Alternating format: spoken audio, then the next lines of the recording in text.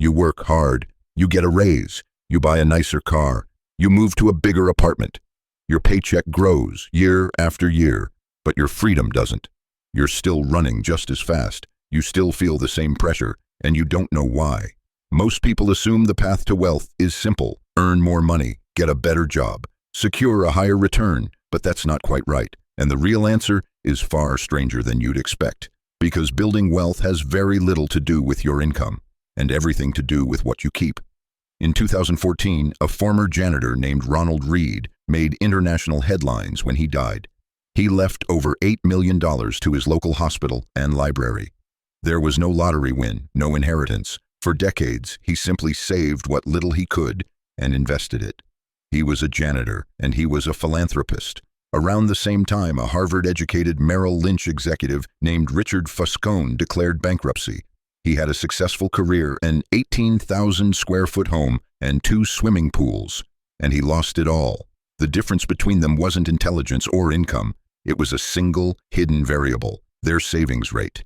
Your savings rate is the gap between your ego and your income. It's the part of your paycheck you don't spend. And it's the most powerful financial lever you can control. But that's only half the story, because the power of this gap isn't just mathematical, it's psychological. Think about the energy crisis in the 1970s. The world was terrified we were running out of oil. The focus was entirely on one thing: finding more, drilling more wells, discovering new fields. But the real breakthrough didn't come from production, it came from efficiency. We started building cars, factories, and homes that needed less energy to do the same job. The US now uses 60% less energy for every dollar of economic growth than it did in 1950. We became wealthier not by finding more oil, but by decreasing the energy we needed. Here's what that means. We obsess over getting a higher income or finding the perfect investment. That's like trying to find more oil. It's difficult, competitive, and largely out of your control. But becoming more efficient with your money, your savings rate, is entirely in your control. It has a 100% chance of working. Learning to be happy with less money creates a gap between what you have and what you want.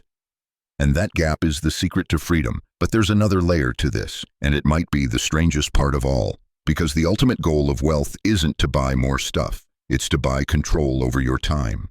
Savings in the bank that earns 0 interest might actually have an extraordinary return. That return is the ability to change careers, the power to wait for a better opportunity, the freedom to deal with an emergency without the added stress of money. This is the wealth that you can't see. When you see someone in a fancy car, you don't see their wealth. You see the money they no longer have. Wealth is the nice car not purchased. It's the financial assets that haven't yet been converted into stuff.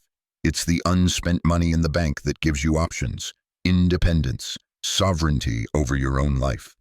So here's what's really happening when you focus on saving. You're not just putting money away for the future. You are lowering the goalpost for what it takes to be happy today. You are creating a buffer against a world that's impossible to predict. You are buying back your own time piece by piece.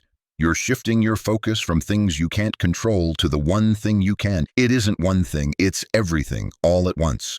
The modern world is built on a dangerous idea that our happiness is always one purchase away. But every dollar you save is a piece of your future that you own.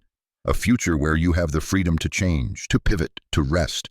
The most powerful financial skill isn't making more money, it's learning to need less. And that power doesn't come from a spreadsheet, it comes from inside you.